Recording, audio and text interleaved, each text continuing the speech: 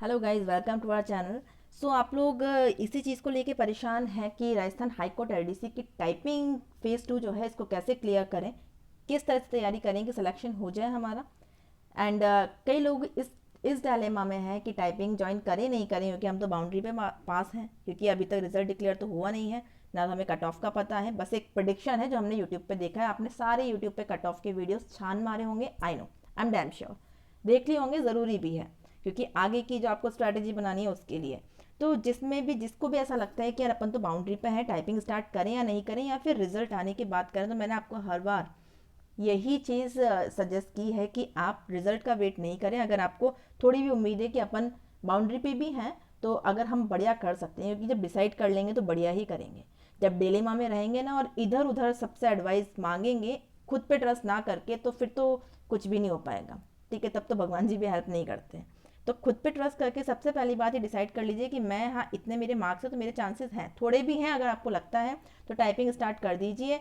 Because उससे advantage ये मिलेगा, देखिए, फ्यूचर किसी ने देखा नहीं है, सिलेक्शन होने का हो सकता है, क्योंकि जिनके कम मार्क्स होते हैं, बाउंड्री पे पास होते हैं, वो भी मेहनत करके क्लियर कर लेते हैं एग्जाम को। तो क्योंकि नॉर्मलाइजेशन होगा, पेपर के लेवल तो थोड़ा में डिफरेंस था, तो आपको एडवांटेज पूरा पूरा मिल सकता है। तो टाइपिंग आप स्टार्ट कर लीजिए। इसमें अगर थोड़ा बहुत मान लेते हैं नहीं भी कुछ होता है, तो उस चीज़ से आपका नुकसान नहीं होने वाला है, कुछ ना कुछ आपको ऑप्शन और मिलेगा उसके लिए। टाइपिंग को बिना डाउट रखिए, आप टाइपिंग स्टार्ट कीजिए। बिकॉज टाइपिंग में आपको लर्निंग जो है वहाँ पे मान लो 2 घंटे आपको टाइपिंग सेंटर पे करना होगा, बाकी तो आप घर पे ही करेंगे। ठीक है, दोनों चीज़ों की टाइपिंग करनी है। जहाँ भी आप टाइपिंग सेंटर पे जाएंगे टाइपिंग सीखने, तो सबसे पहली बात है आपको वहाँ पे जाके देख लेना है किस तरह का वहाँ पे है, सिटिंग प्रॉपर है वहाँ पे, आपको वैसा एनवायरनमेंट मिल पाएगा जैसा आपको वहाँ एग्जाम में मिलने वाला है, फाइनल टाइपिंग टेस्ट में मिलने वाला है। ठीक है, बच्चे होते हैं बहुत खट खट खट खट, बहुत आवाज़ आती है, उसी से हमारा कॉन्फिडेंस डाउन हो जाता है। ठीक है, बहुत टेंशन वाला सा माहौल लगता है हमें वहाँ का। तो वो जो ऑरा होता है उसके लिए प्रिपेयर रहना है। इसलिए टाइपिंग सेंटर अपने को वैसा चाहिए जहाँ पे सिटिंग अरेंजमेंट उस तरह का हो जैसे कि हम लैब में बैठे हुए हैं। ठीक है, कंप्यूटर लैब में बैठे हुए हैं, प्रॉपर सिस्टमेटिक सब चीज़ें हों, और वैसे ही अपने को एनवायरनमेंट मिले, वैसा कंपटीशन मिले, वैसा आपको टाइपिंग सेंटर रखना है।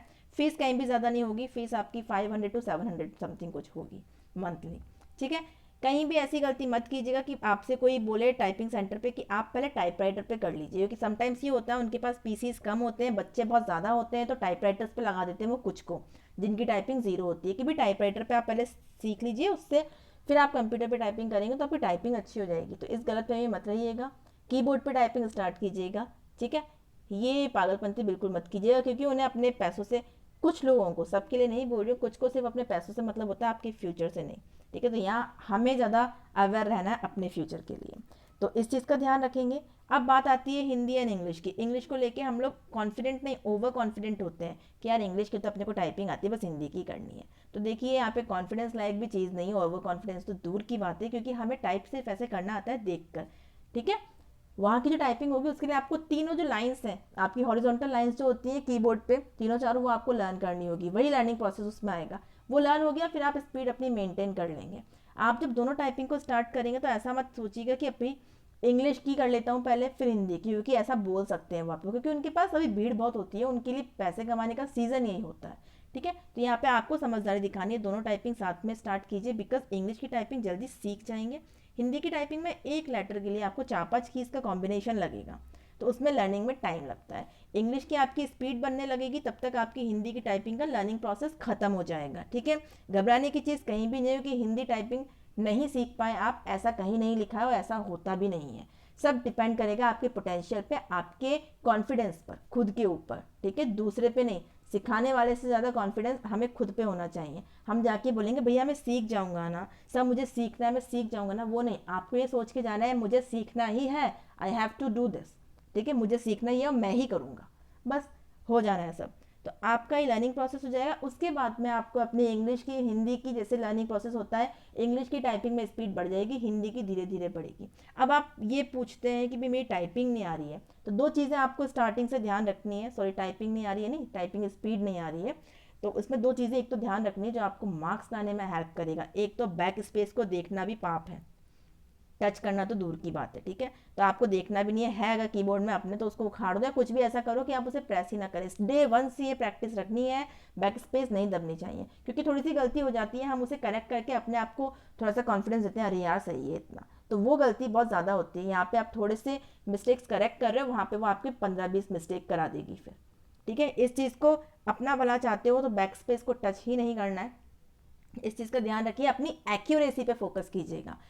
एक्यूरेसी, थोड़ी सी स्पेलिंग मिस्टेक हो, सॉरी आपकी स्पीड कम है वो चल जाएगा, एक्यूरेसी मेंटेन करके चलिएगा, आपको मार्क्स दिलाएगी। ठीक है, स्पीड कम भी होगी, कई लोग 50-60 की स्पीड लाते हैं और जो टाइपिंग करते हैं उसमें मिस्टेक इतनी होती है कि वो कुछ वर्ती नहीं होता, उससे कुछ प्रॉफिट नहीं होने वाला होता है अपने को। तो ये दोनों चीज़ें आपको ध्यान रखनी है। एक तो आपको ध्यान रखना है बैक स्पेस का, ठीक है, और एक आपको अपनी एक्यूरेसी का ध्यान रखना है।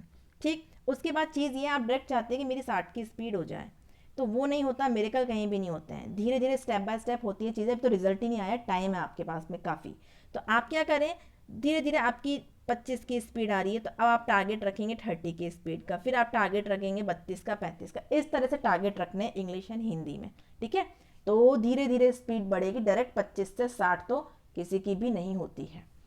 ओके, अब बात करते हैं कि कैसे इस चीज़ को अपन फेस करना है आगे।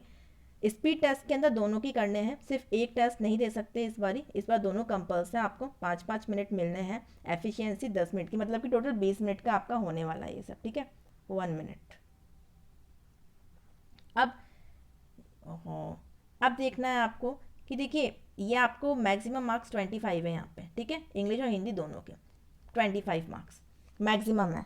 आपको पासिंग कितना लाना है, इसमें दोनों को मिला के पासिंग, जनरल कैटेगरी अगर आप हैं तो आपको लाना है 22.5, यानी कि अगर आप 25 मार्क्स का टारगेट लेके चलते हैं तो आप इतना इजीली अचीव कर लेंगे। और जो आपके फिजिकली हैंडीकैप्ड में आ रहे हैं या फिर ST SC में आ रहे हैं, EWS में, इनको आपको चाहिए 20 मार्क्स मिनिमम पासिंग मार्क्स दोनों का मिलाकर। ठीक है, ये तो आप सोच लेंगे कि हाँ ये मार्क्स तो हम ले आएंगे।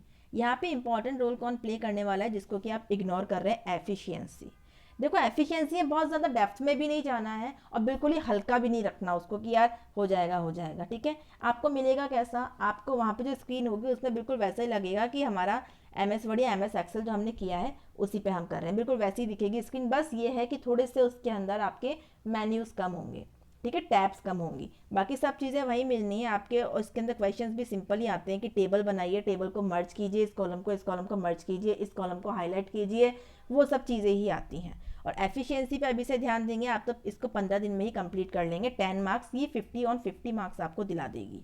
ठीक है, आते ही हैं, इतने मार्क्स आते ही हैं, घबराने की जरूरत होती नहीं है, पर इसको नज़रअंदाज नहीं करना, इग्नोर नहीं करना है, इसे कंप्लीट कर लो। 50 मार्क्स का कॉन्फिडेंस बहुत होता है भाई। ठीक है, यहाँ से आप अब मिनिमम मार्क्स आप 25 अगर जनरल में है तो ले ही आएंगे। ठीक है, तो यहाँ पे आपके 75 मार्क्स हो चुके हैं, किस में से, 100 में से। ओके, बाकी का आपने एग्जाम में किया ही है। ये 25 तो मैं मिनिमम मान के चल रही हूँ, आप 30 भी लाएंगे अगर आप back space, sorry not 30 only, आप 35 भी लाएंगे, आप 40 भी लाएंगे, 45 भी लाएंगे अगर आप दो जो पिलर्स है ना आपके, एक तो बैक स्पेस वाला और एक एक्यूरेसी वाला। स्पीड तो आप डे अभी से स्टार्ट करेंगे, एग्जाम तक आप स्पीड बहुत बढ़िया कर लेंगे। ठीक है, और एक चीज़ और आपको ध्यान रखनी है इसके अंदर, जिसका बहुत इंपॉर्टेंट रोल ये रहेगा इंपॉर्टेंट, कि आप दुनिया से एडवाइस मत लीजिए। कोई अगर एक्सपीरियंस बंदा है तो उससे उसका एक्सपीरियंस लीजिए, बट अपने आप को बिल्कुल ये मत समझिए कि मुझसे तो होगा ही नहीं, कैसे होगा। सबसे पूछ के कुछ भी नहीं होने वाला, वैसे भी आप ही के फिंगर्स काम करेंगे, आप ही का दिमाग काम करेगा और आपका ही कॉन्फिडेंस है जो आपको वहाँ तक लेके जाएगा। ठीक है, तो कहीं पे दया के पात्र मत बनिए, कुछ नहीं होना होता उससे, अपना डब्बा अपने को ही संभालना है। कॉन्फिडेंट रहिए और ये सोच के जाएंगे टाइपिंग सेंटर पे कि हमारा तो टाइपिंग मेरी सबसे अच्छी होनी ही है, और ये सोच के करोगे ना तो टाइपिंग अच्छी होगी। ठीक है, कोई फर्क नहीं पड़ रहा कौन कितनी स्पीड रख रहा है, कौन कितनी अपने को अपने पे फोकस करना है, ये सोच के करेंगे, टाइपिंग स्पीड भी अच्छी आएगी, आप फेस सेकंड को फेस भी कर लेंगे और आप इसके अंदर अच्छे मार्क्स भी लेकर आ जाएंगे। ठीक है, तो मिलते हैं नेक्स्ट वीडियो में। कोई आपको कन्फ्यूजन है अगर तो प्लीज़ कमेंट करके बताइएगा, मोटिवेट करने का काम मैं आपको करती रहूँगी डेफिनेटली। मिलते हैं नेक्स्ट वीडियो में, थैंक यू गाइस।